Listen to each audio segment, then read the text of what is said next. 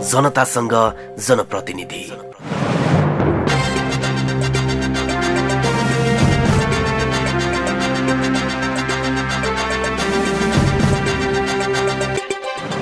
जनतासँग जनप्रतिनिधि।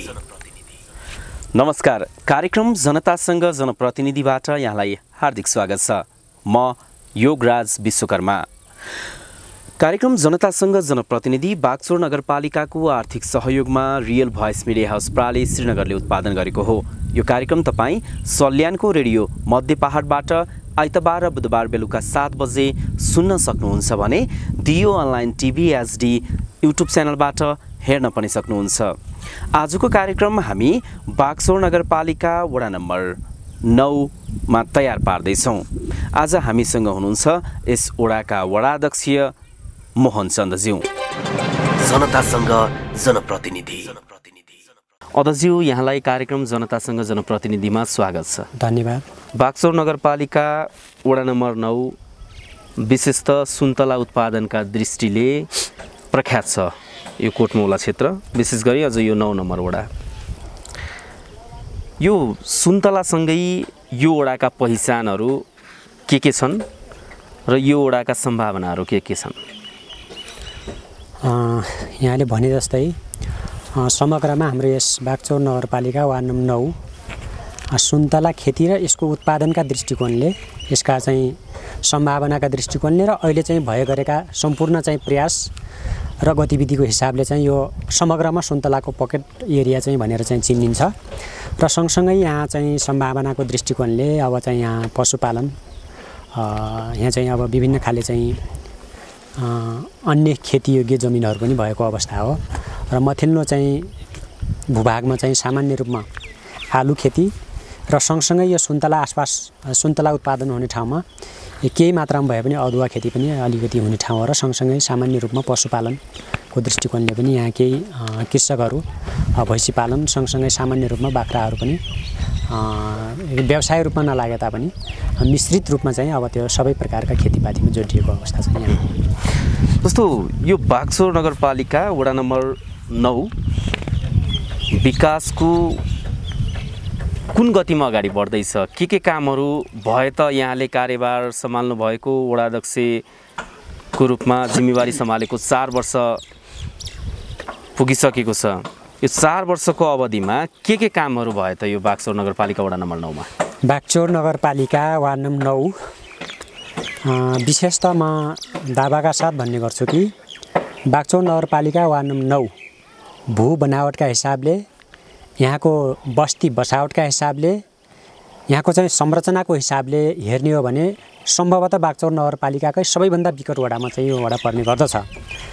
र साबिकको कोटमौला गाविसलाई 2 वटा वडा बनाउने सन्दर्भमा पनि साबिकको 5 वटा वडा अहिलेको 8 नम्बर वडामा परे तापनि र यता चाहिँ 4 वटा वडा मात्रै परे पनि भूगोलका हिसाबले र जनसङ्ख्याका हिसाबले 8 नम्बर वडाभन्दा यो धेरै ठुलो छ। सम्भवतः भूगोलका हिसाबले त ऊभन्दा चाहिँ दोब्बर नै बढी नै छ। तथापि हामीले चाहिँ यो चाहिँ हामी चाहिँ जनप्रतिनिधि भएर निर्वाचित भएर आएदेखि अहिलेसम्मको अवस्थामा म चाहिँ प्रष्ट रूपमा भन्न चाहन्छु कि यहाँ मार्फत चाहिँ सबैलाई चाहिँ प्रष्ट पार्न चाहन्छु कि यो 9 नम्बर वडामा अहिले चाहिँ सम्पूर्ण टोल बस्तीहरू सडक सञ्जालले जोडिएका छन्। अब यी सडक मर्मत गर्ने कुरा, सडकको स्तर उन्नति गर्ने कुरा त बाँकी नै होला। यो समग्रमा एकैचोटि चाहिँ सबै कुराहरू चाहिँ सम्पन्न भइजान्छ भन्ने कुरा होइन। र त्यस पछाडि चाहिँ हामी यो विद्युत चाहिँ बाल्ने सन्दर्भमा हामीलाई चाहिँ अब यो सबै टोल बस्तीहरूलाई सडक सञ्जालले जोडिसके पछाडि अब चाहिँ यो समग्र 9 नम्बर वडामा विद्युत विस्तार गर्ने क्रियाकलापको निम्ति यो विद्युत विस्तार गर्ने चाहिँ योजनालाई पहिलो प्राथमिकतामा राखेर चाहिँ हामीले यसलाई चाहिँ तदारुकताका साथ हामी अगाडि बढाएका छौँ। र विशेष त यो काम गर्दै गर्दा हामीले चाहिँ नगरपालिका वडा हुँदै चाहिँ हामीले सङ्घ प्रदेशमा चाहिँ घचघच्याउँदै पनि विशेष त यो कोभिड-19 को कारणले केही चाहिँ असर परेको कारणले यो बिचमा चाहिँ अब टेन्डर भएका कामहरू पनि रोकिएको अवस्था र जिल्ला विद्युत कार्यालयले चाहिँ टेन्डर गरेर गर्ने कामहरू पनि केही चाहिँ ढिलासुस्ती भएको अवस्था हो। तर पनि अब हामी लगतै अब चाहिँ हाम्रो कार्यकालको अन्तिम बजेट हामी ल्याउँदैछौँ र यो अन्तिम बजेटमा पनि हामी अब यो सडक सञ्जालले चाहिँ सबै टोल बस्तीहरू जोडे जस्तै अब हामी पहिलो प्राथमिकतामा हाम्रो बागचौर नगरपालिका वार्ड नम्बर 9 लाई यो विद्युत विस्तार गर्ने सन्दर्भमा चाहिँ हामी यो पहिलो प्राथमिकता राखेर अगाडि जानेछौँ र सँगसँगै यहाँका आधारभूत समस्याहरू शिक्षा स्वास्थ्य खानेपानी जस्ता आधारभूत चाहिँ समस्याहरूलाई हल गर्ने कुरा त छँदैछन् र हामी अब हाम्रो अबको पहिलो प्राथमिकता भनेको विद्युत विस्तार गर्ने नै रहनेछ। अहिले यहाँले भनेअनुसार विद्युत विस्तारको प्रक्रियालाई अगाडि बढाउने कुरा गर्दै गर्दा यो 9 नम्बर वडामा का कुन बस्तीहरूमा विद्युत पुगेको छ, कुन बस्तीहरूमा पुग्न बाँकी छ? हाम्रो समग्रमा यस बागचौर नगरपालिका वार्ड नम्बर 9 को साबिकको 8 नम्बर वडा र साबिकको 7 नम्बरको केही विभागमा चाहिँ बत्ती बलिसकेको अवस्था हो र साबिक 6 मा भर्खरै मात्र विद्युत कार्यालयले टेन्डर गरेको 13 लाखको सामान चाहिँ झारिसकेको छ। टेन्डर मार्फत चाहिँ ठेकेदारले त्यो सामान चाहिँ यहाँ ल्याएर टोल बस्तीहरूमा चाहिँ त्यो ल्याउने काम चाहिँ सिद्धिसकेको छ र हामीले चाहिँ गत वर्षको नगरसभाबाट विनियोजित 25 लाखको पनि यो उपभोक्ता समिति गठन गरेर त्यसको चाहिँ पहिलो किस्ता समितिको खातामा जम्मा भएर बुटोलबाट चाहिँ सामग्री ढुवानी गर्ने क्रममा छ र हाम्रो चाहिँ यो बागचौर नगरपालिका वार्ड नम्बर 9 को केन्द्र भाग हुँदै कमलपोखरी, माझडाङ गाउँ, खोरबारे, धामीढुङ्गा, कुयापानी प्रलेखको निम्ति मेन लाइनको चाहिँ काम चाहिँ सिद्धिएको छ। अब यहाँ बाँकी चाहिँ आसपासका सम्पूर्ण टोल बस्तीहरूमा चाहिँ एलटी लाइन विस्तार गरेर बाँकी चाहिँ एलटी लाइन विस्तार गर्ने र आवश्यक ठाउँमा चाहिँ ट्रान्सफर्मर राख्ने कुराहरू चाहिँ हामीले चाहिँ अगाडि डेलिगेसन गरेका छौँ र अगाडिको डेलिगेसन सँगसँगै हामी वडा र नगरले समन्वय गरेर जे जति गर्न सकिन्छ हामी तत्काल चाहिँ त्यो गर्ने चाहिँ तयारीमा छौँ। अध्यक्ष, म यहाँसँग एकैछिन पछाडि आउनेछु। अब हामी बागचौर नगरपालिका वडा नम्बर 9 का विभिन्न भूगोलहरूमा पुगेर त्यहाँका स्थानीयहरूको प्रश्न जिज्ञासाहरू ल्याएका छौँ, त्यो सुन्छौँ, त्यसपछि त्यसको जवाफ यहाँबाट खोज्ने कोसिस गर्नेछु। म भागिराम ओली हो, वडा नम्बर 9 प्रलेखको बागचौर नगरपालिका 9 को र हाम्रो समस्या भनेको पानी, खानेपानीको समस्या र विद्युतको पनि समस्या छ। कृष्णराज बुढाथोकी बागचौर नगरपालिका वडा नम्बर 9 मा पर्छ। बागचौर नगरपालिकाले विभिन्न क्षेत्रमा पहिलाको तुलनामा केही कामहरू गरे जस्तो लाग्छ, तर पनि हाम्रो विकासको हिसाबले हेर्दाखेरि 9 नम्बर वडा एकदम पछाडि परेको देखिन्छ। यहाँ जस्तो शैक्षिक रूपमा हेर्दा बालबालिकाहरूलाई एकदम टाढा गएर अध्ययन गर्नुपर्ने अवस्था छ, भिरको बाटो जानुपर्ने अवस्था छ, गाउँमा विद्यालय पनि छैन। त्यस्तै गरी अन्य स्वास्थ्यको लागि पनि टाढा जानुपर्ने, अर्को वडामा जानुपर्ने त्यस्तो अवस्था सिर्जना भएको छ। अनि विकासको पूर्वाधार जस्तो यो सञ्चारको हिसाबले पनि टाढा छ। अनि त्यस्तै गरेर यो बाटोघाटोको हिसाबले हेर्दाखेरि अब अहिले ट्र्याक खोल्ने काम त भइराखेको छ, तर सडकमा खासै स्तर उन्नति, एउटा एम्बुलेन्स समेत गाउँमा छिराउन पनि गाह्रो हुने त्यस्तो खालको अवस्था देखिएको छ। नाउ चित्री ओली, वडा नम्बर 9 प्रलेख। विद्युत कहिल्यै नदेख्ने भयो, यहाँ अब 60 वर्षसम्म देखिएन, अब कहिले देखिन्थ्यो। नमस्ते, मेरो नाम नवराज डाङ्गी, बागचौर नगरपालिका वार्ड नम्बर 9 डाङ्ग्याउँ कमलपोखरी टोल सल्यान। मेरो प्रश्न यस प्रकार रहेको छ वडा अध्यक्षज्यूलाई, जुन हाम्रो गाउँमा आएको 3 फेज लाइन 1 वर्षभन्दा बढी भइसक्यो, यहाँ सिंगल फेज लाइन आउने चाजुबाजु केही मिलेकै छैन, ट्रान्सफर्मर राखिएकै छैन, यहाँ नराखिएरै वडा कार्यालयमा राखिएको छ ट्रान्सफर्मर। यहाँ आएको पोलहरू संयोजकको लागि आएको पोलहरू डाइरेक्ट हाम्रो ठाउँमा नराखेर सिधै वडा कार्यालयको नजिक राखिएको छ। अनि म यो भन्न चाहन्छु कि वडा अध्यक्षज्यूलाई हाम्रो ठाउँमा कहिले आउने विद्युत? भर्खरै हामीले सुन्यौँ भागिराम ओली जो परिलेख निवासी हुनुहुन्छ, उहाँले खानेपानीको समस्या निकै छ भन्नुभएको छ। त्यसै गरी कृष्ण बुढाथोकी परिलेखकै कृष्ण बुढाथोकीले 9 नम्बर वडा एकदमै पिछडिएको छ। यहाँले जसरी अगाडि भन्नुभएको थियो, टाढा पुगेर पढ्नुपर्ने गाउँमा विद्यालय छैन, अन्य वडामा गएर स्वास्थ्य सेवा लिनुपर्ने बाध्यता छ, एम्बुलेन्स समेत हिँड्न गाह्रो छ, सञ्चार सेवा सहज छैन।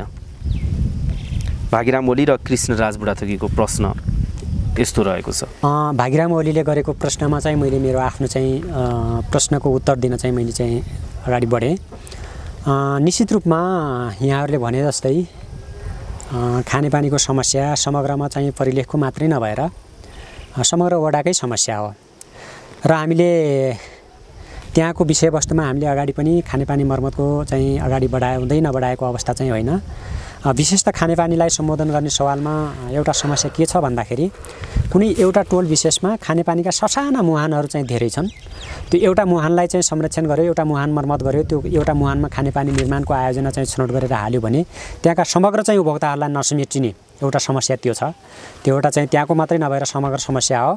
त्यसकारण म उहाँलाई सिधै चाहिँ उहाँलाई म के जवाफ दिन चाहन्छु भने भर्खरै मात्र हामी वडा लगायत हामी चाहिँ नगर वडा हुँदै हाम्रो पहलमा अब 78-79 को चाहिँ प्रदेश सरकारको विनियोजित बजेटबाट सम्भवतः त्यो बजेट पास नभइसकेपछि पनि हामीले पहल गरेका छौँ र परिलेखलाई चाहिँ त्यो लिफ्ट खानेपानी मार्फत चाहिँ त्यहाँ चाहिँ सम्बोधन गरेर त्यहाँका ससाना धेरै चाहिँ मुहानहरू संरक्षण गर्नुभन्दा पनि समग्रमा तलबाट लिफ्ट गरेर चाहिँ खानेपानीको समस्या समाधान गर्नुपर्छ भन्ने उद्देश्यका साथ हामीले चाहिँ त्यसलाई मध्यनजर गरेर लगतै आउँदो चाहिँ आबमा चाहिँ हामीले चाहिँ प्रदेशमा त्यो कुरा चाहिँ माग राखेका छौँ र सम्भवतः सम्बोधन हुन्छ भन्नेमा हामी विश्वस्त छौँ र त्यो खानेपानीको समस्या त्यसले चाहिँ हल गर्नेछ भन्ने मलाई लाग्दछ। त्यसैगरी कृष्णराज बुढाथोकीले जुन अघि मैले यहाँलाई भने अब वडा निकै पिछडिएको छ, टाढा पुगेर पढ्नुपर्ने बाध्यता छ परिलेखमा। त्यहाँ चाहिँ हाम्रो यहाँको मैले अगाडि नै भने बागचौर नगरपालिकाकै सबैभन्दा विकट वडा मैले भनिसकेँ र यो वास्तविकता पनि हो र विशेष त अब आधारभूत तहको पठन पाठनको निम्ति उहाँले भने पनि त्यो कुरामा म खासै सहमत छैन।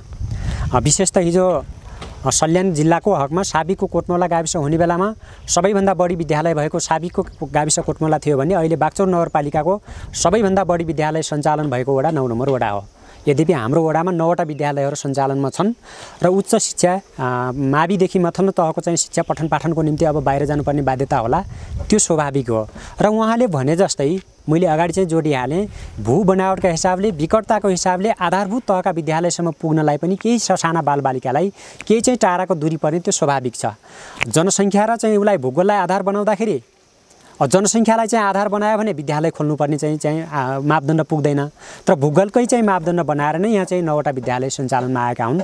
यो कुरा चाहिँ उहाँ मार्फत यो मिडिया मार्फत म सबैलाई प्रश्न पार्न चाहन्छु कि समग्रमा बागचौर नगरपालिकामा सबैभन्दा बढी विद्यालय सञ्चालन भएको चाहिँ वडा चाहिँ हाम्रो हो। यसमा चाहिँ हामीले चाहिँ प्रश्न हुन जरुरी छ। र उहाँले भने जस्तै अर्को चाहिँ एउटा सञ्चारको असुविधा छ, यहाँ चाहिँ फोन आदि इत्यादिका कुराहरूमा चाहिँ वञ्चित भएको कुरा यो चाहिँ स्वाभाविक हो।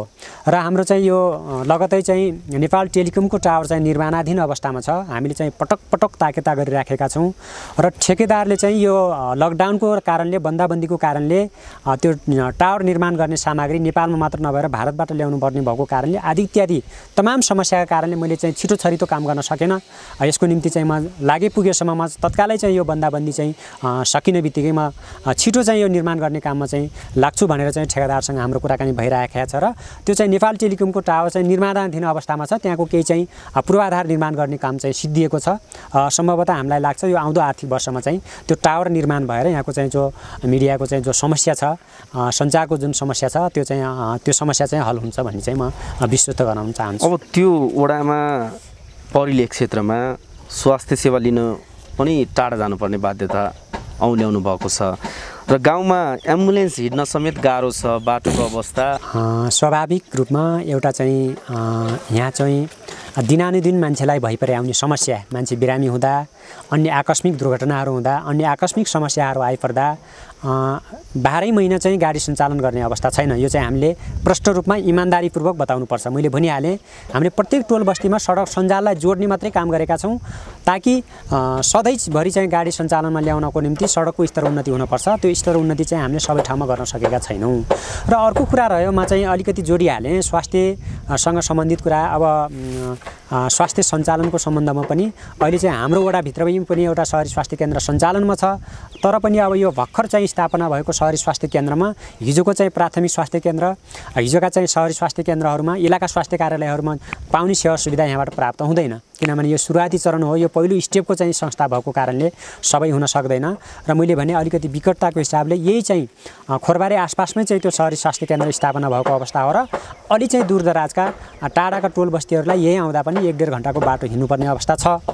र मैले अगाडि चाहिँ अलिकति यो चाहिँ धेरै ठुलो चाहिँ मेहनत, ठुलो त्याग तपस्या, ठुलो चाहिँ बलिदानी र आन्दोलनबाट प्राप्त भएको यो व्यवस्था छ। यो व्यवस्थामा राज्यको पुनर्संरचना गर्दै गर्दा हाम्रा चाहिँ तत्कालीन चाहिँ राजनीतिक दलहरूले चाहिँ यो राज्यको पुनर्संरचना गर्ने सन्दर्भमा साबिका वडा नटुक्र्याउने, साबिका गाविसहरू नटुक्र्याउने जुन गर्नुभयो, यसले चाहिँ अहिले पनि आएर यो नयाँ संरचनामा पनि कहीँका केही टोल बस्तीहरूलाई, कतैका चाहिँ साबिका वडाहरूलाई मुकामहरू चाहिँ अपायक परेको, स्वास्थ्य संस्थाहरू अपायक परेको, सहरी चाहिँ के भनौँ चाहिँ राष्ट्रिय आयोजनाका राष्ट्रिय गौरवका आयोजनाहरू चाहिँ टाढा भएको अवस्था छ। त्यसले गर्दाखेरि यो राज्य पुनर्संरचना गर्दा साबिको वडा काटिदिएको भए, साबिका टोल बस्तीहरू काटेर पाइक पर्ने ठाउँमा बनाइदिएको भए यो समस्या हल हुन्थ्यो भन्ने लाग्छ।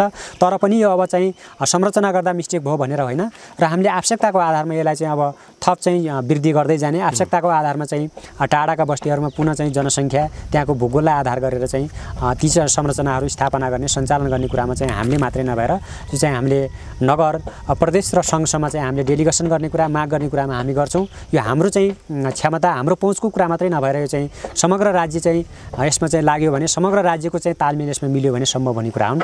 यही कुरामा चाहिँ म विश्वास दिलाउन चाहन्छु। त्यसै गरी सित्री ओली उहाँ पनि परिलेख क्षेत्रकै हुनुहुन्छ। 60 वर्षको उमेर हुँदा समेत बिजुली देख्न पाइनँ भन्नुभएको छ। कहिले पुग्छ परिलेखमा बिजुली? मैले अगाडि पनि ठ्याक्कै जोडेका थिएँ। अहिले मात्रै यो मेन लाइनको काम सङ्घीय सरकारबाट प्राप्त चाहिँ विद्युत कार्यालय मार्फत टेन्डर भएर कमलपोखरी, माझगाउँ, खोरबारे, धामीढुङ्गा र सूर्यप्रकाश निमावि कुयापानी हुँदै परिलेखको चाहिँ छेउ बस्तीसम्म यो मेन पोलहरू चाहिँ यो गाड्ने काम सम्पन्न भएको छ। भर्खरै मात्र चाहिँ ठेकेदारले त्यो तार जाली चाहिँ यहाँ झारिसकेको अवस्था हो।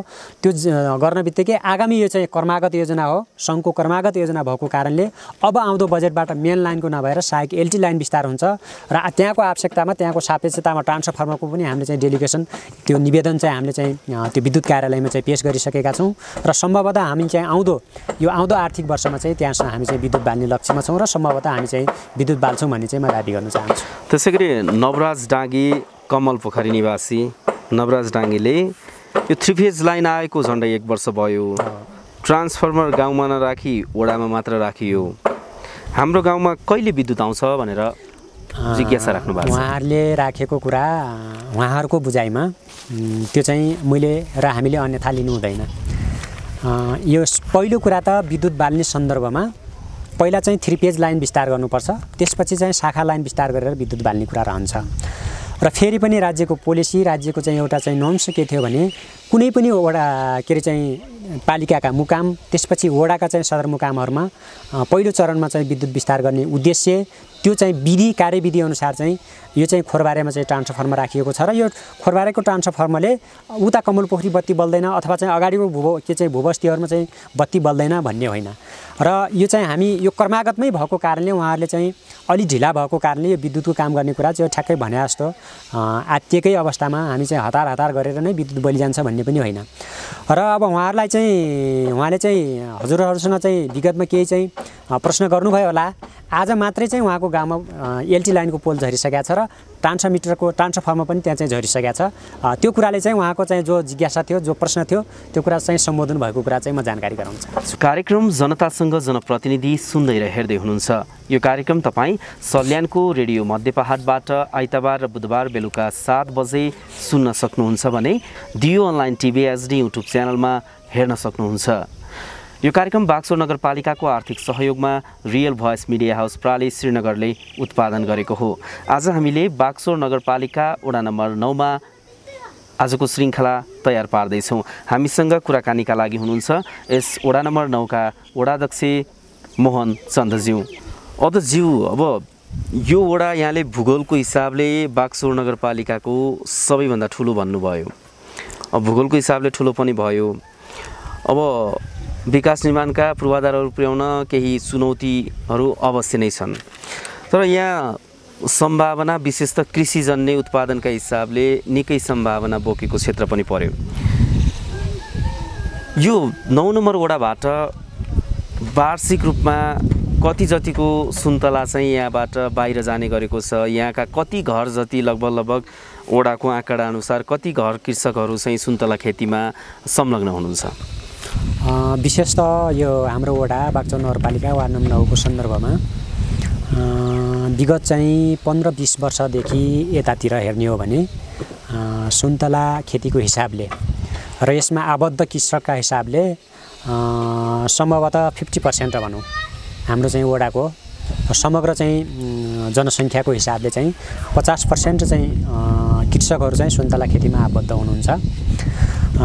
यसबाट समग्रमा चाहिँ यहाँको प्रमुख चाहिँ आम्दानीको स्रोत भनेको सुन्तला खेती नै हो र विशेष त हामीले डिटेलमा चाहिँ यसको हिसाब किताब राख्न नसके तापनि सम्भवतः चाहिँ बागचौर नगरपालिकाबाट सुन्तला खेतीबाट मात्रै वार्षिक रूपमा सम्भवतः 20 देखि 25 करोडसम्म आम्दानी भएको चाहिँ हामी कृषकहरूबाट चाहिँ त्यो आकलनको हिसाबले चाहिँ त्यो पाउँछौँ र सँगसँगै त्यो मात्रै नभएर एउटा चाहिँ यहाँका किसानहरू अहिले चाहिँ आफूले चाहिँ कृषि पेसामा आबद्ध प्राय चाहिँ नभनौँ केही चाहिँ सचेत र केही चाहिँ सक्रिय रूपमा चाहिँ कृषकमा आबद्ध भएका कृषकहरू चाहिँ आफूले चाहिँ फर्म सञ्चालन गरेर फर्मलाई चाहिँ विधिवत रूपमा चाहिँ दर्ता गरेर नर्सरी उत्पादनमा पनि जोडिनु भएको छ। विभिन्न खाले चाहिँ बिरुवाहरू फलफुलको बिरुवा लगायत सम्पूर्ण चाहिँ अन्य वनस्पतिका चाहिँ बिरुवाहरू उत्पादन गरेर यहाँबाट बाहिर चाहिँ निर्यात गर्ने कुराहरूमा पनि यहाँको कृषकहरू लागिराख्नु भएको छ।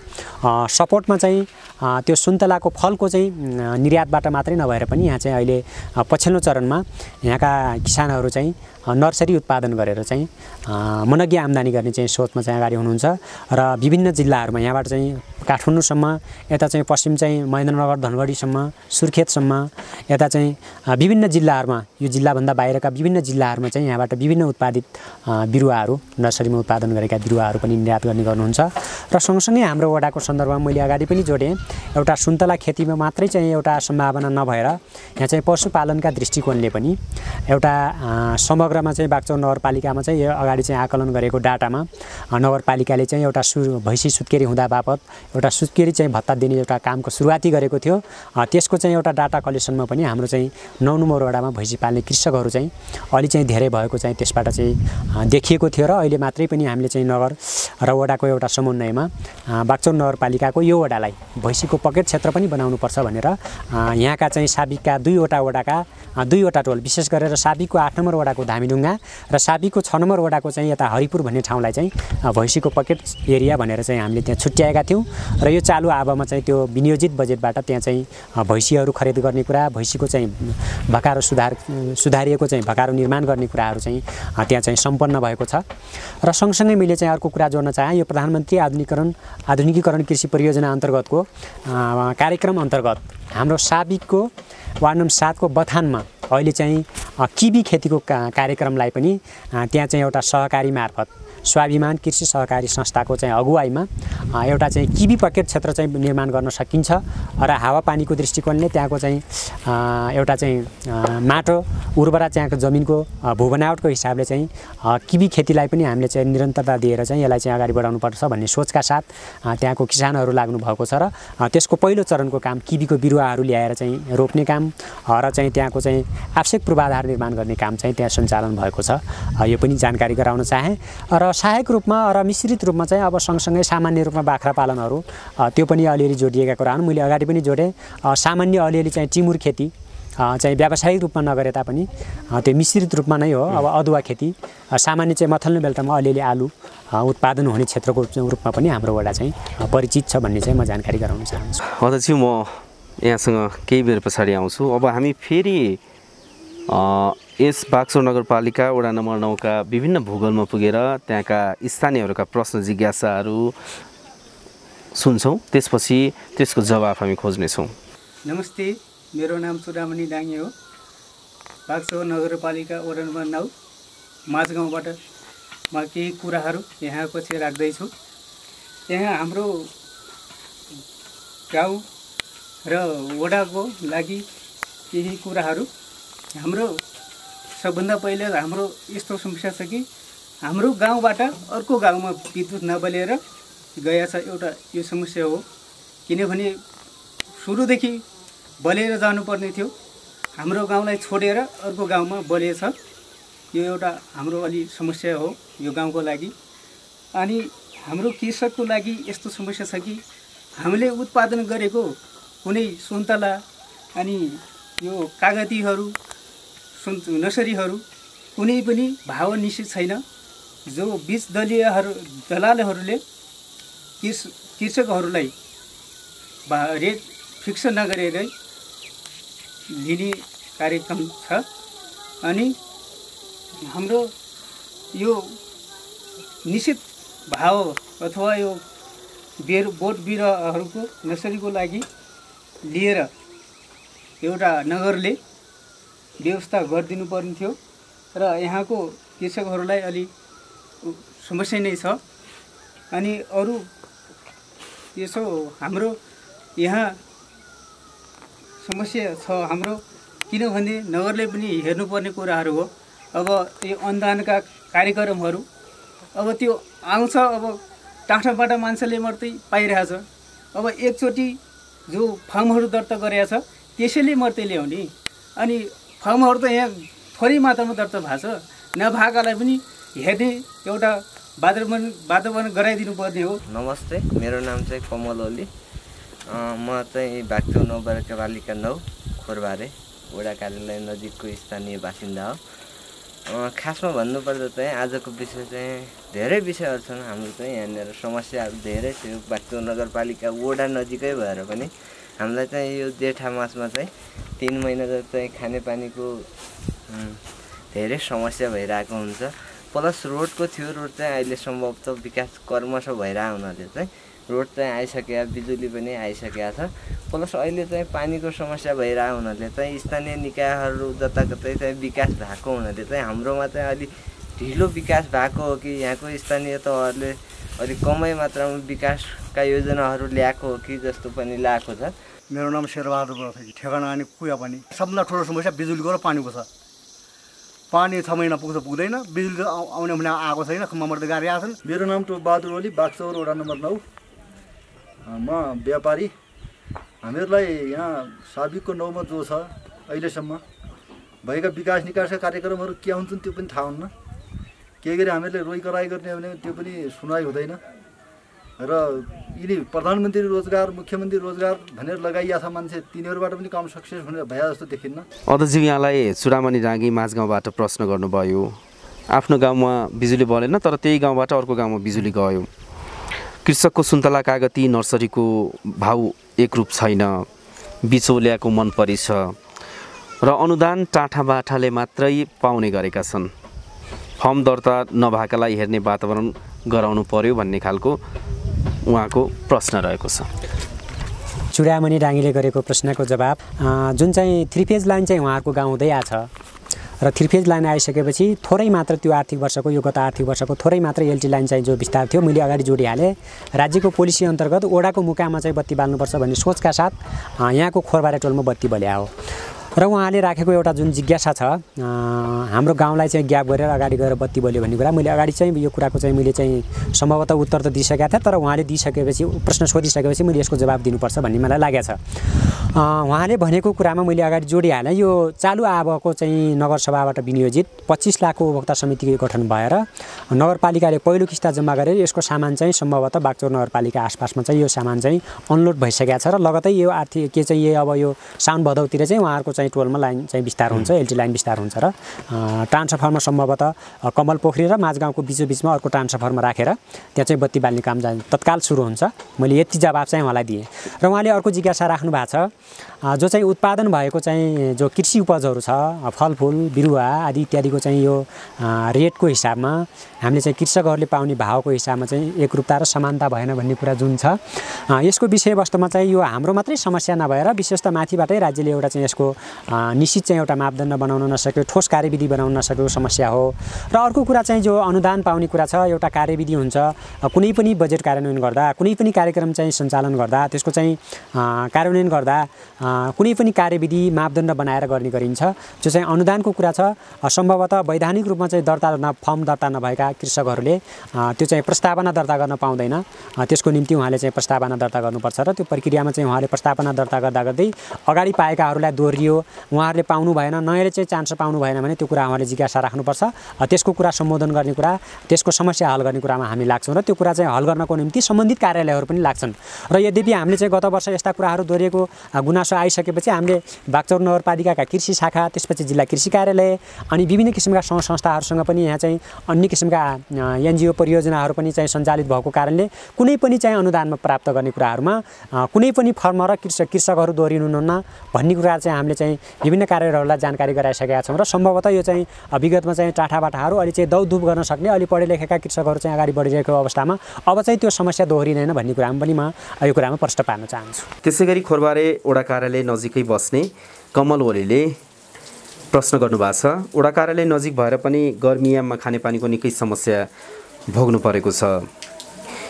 ढिलो विकास भएर हो कि कम विकास भएर हो खानेपानीको समस्या हल गरिदिनु हुन अनुरोध गर्दछौँ भन्नुभएको छ उहाँले।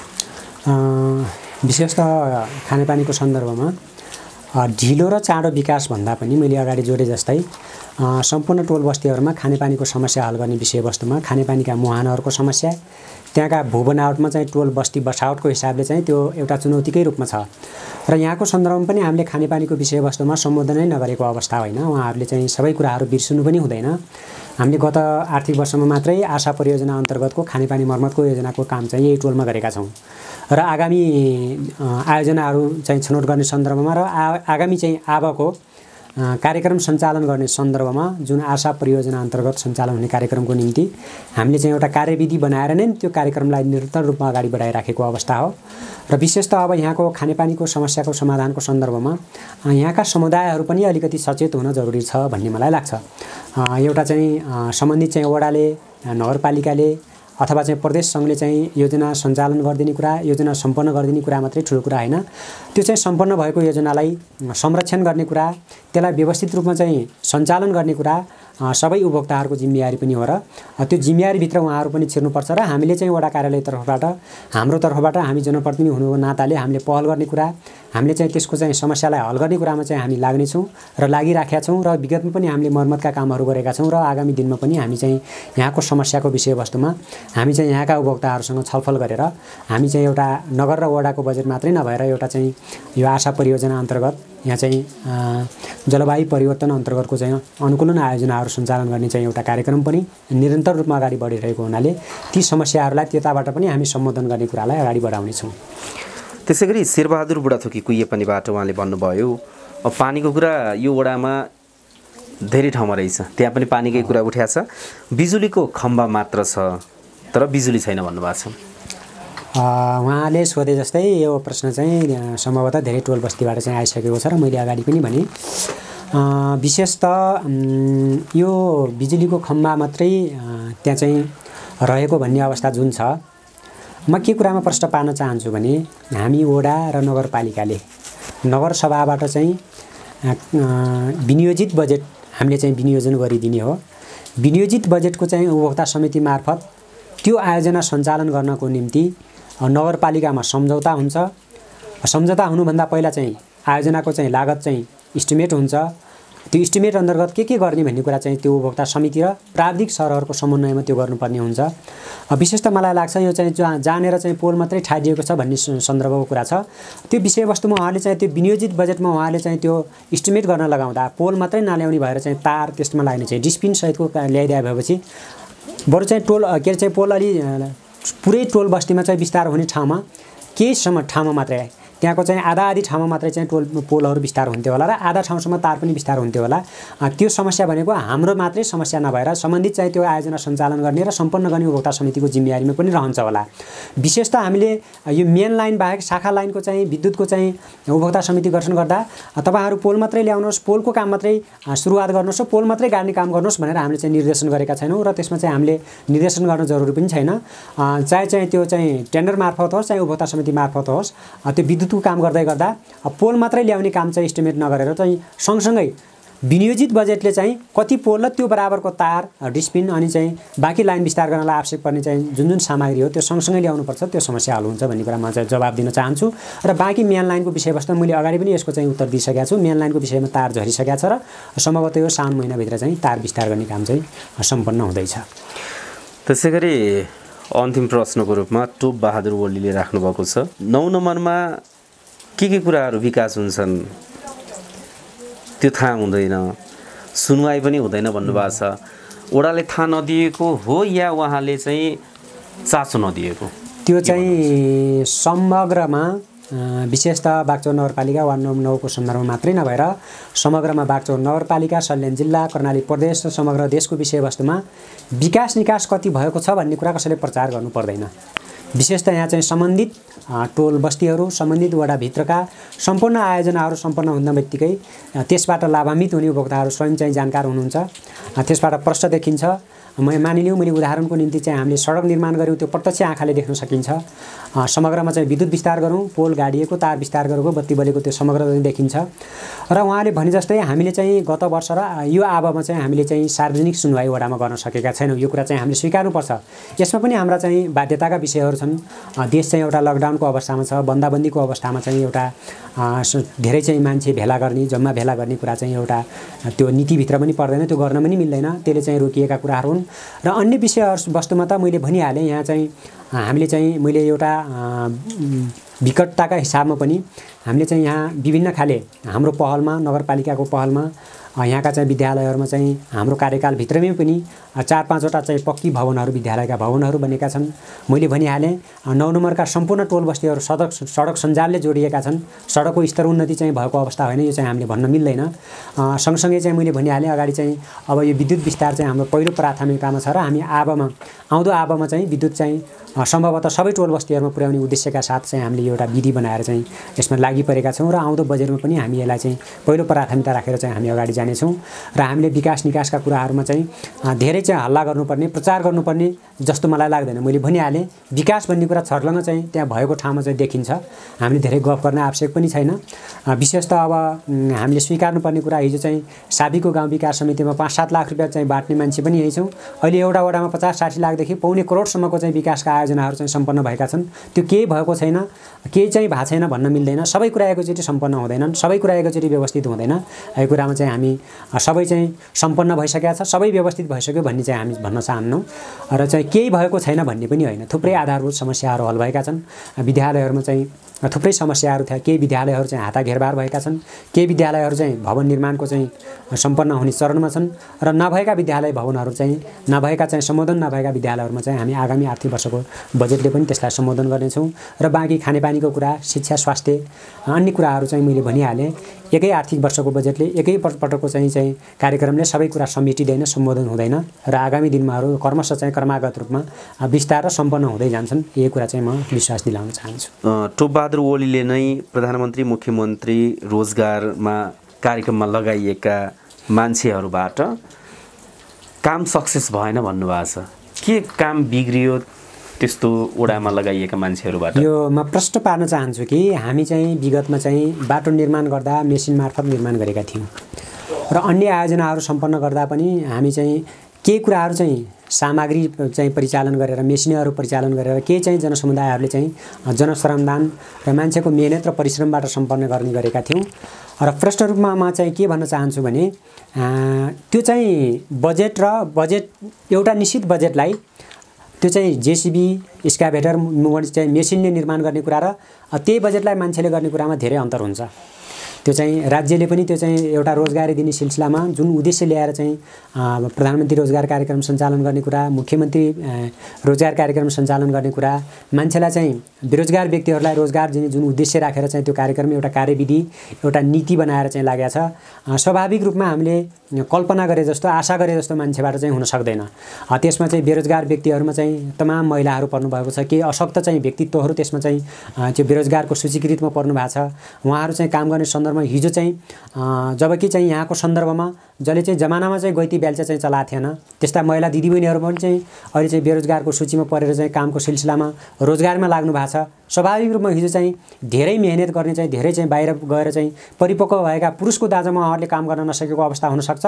तर पनि केही भएको छैन भन्न चाहिँ मिल्दैन। मैले भनिहालेँ मेसिनले गरेको काम र मान्छे परिचालन गरेको कामलाई दाँच्दाखेरि केही भएको छैन भन्ने सबैलाई लाग्छ नै। त्यो चाहिँ हामीलाई पनि लागेको कुरा हो। चाहिँ आयोजना स्थलका चाहिँ सम्पूर्ण चाहिँ उपभोक्ताहरू, त्यहाँका चाहिँ जनसमुदायहरूलाई लागेको कुरा स्वाभाविक हो। यद्यपि कहीँ चाहिँ आयोजना सञ्चालन गर्दै गर्दा केही कमी कमजोरी भएका होलान्। ती भएका कमी कमजोरीलाई चाहिँ हामी चाहिँ सुल्झाएर त्यसलाई हल गरेर चाहिँ ती कुराहरू चाहिँ कमी कमजोरीहरूलाई चाहिँ आत्मसमीक्षा गरेर त्यसमा चाहिँ हामीले पुलको काम गरिदिने हो। त्यसमा चाहिँ सम्बन्धित चाहिँ आयोजना स्थलमा चाहिँ गएर हामी चाहिँ जो रोजगारमा लाग्नु भएको छ सम्पूर्ण बेरोजगार व्यक्तिहरू, त्यसमा जो रोजगार आबद्ध चाहिँ सम्पूर्ण व्यक्तिहरूलाई हामी ती कमी कमजोरीहरूलाई सच्याएर चाहिँ अगाडि बढाउनेछौँ र त्यो चाहिँ त्यसरी चाहिँ अगाडि बढ्छ भन्ने कुरा चाहिँ म यहाँको बिचमा राख्न चाहन्छु। कार्यक्रम जनतासँग जनप्रतिनिधिको हामी अन्त्यमा आइपुगेका छौँ। अन्त्यमा भनिदिनुहोस् वडाध्यक्षज्यू, अब बाँकी 1 वर्षको कार्यकालमा 9 नम्बर वडामा के कामहरू हुन्छन्, वडावासीहरूलाई के भन्न चाहनुहुन्छ? समग्रमा हामीले चाहिँ जब चाहिँ मैले अगाडि पनि जोडेँ, विशेषतः राज्यको पुनर्संरचना भए पश्चात यो राज्य पुनर्संरचना भइसकेपछि हामी चाहिँ स्थानीय तहको पहिलो निर्वाचित चाहिँ प्रतिनिधि हामी यहाँ आयौँ।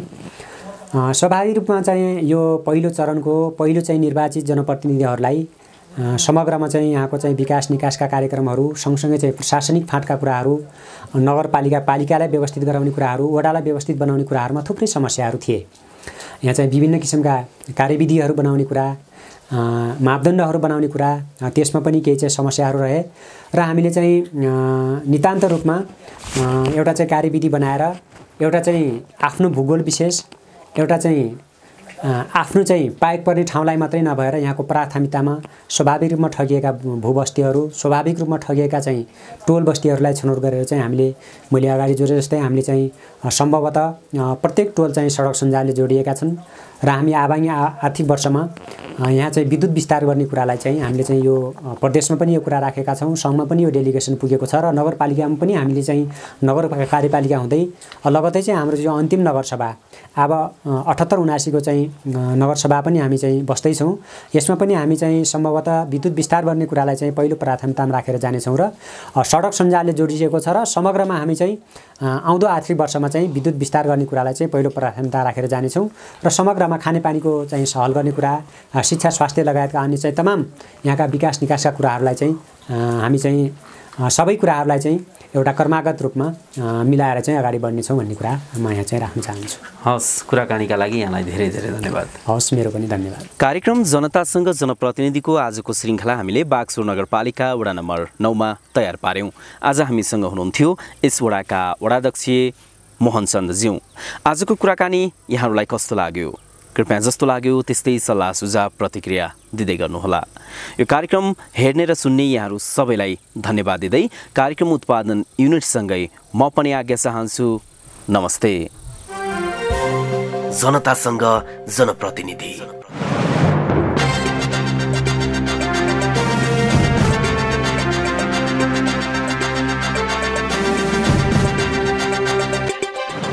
जनतासँग जनप्रतिनिधि।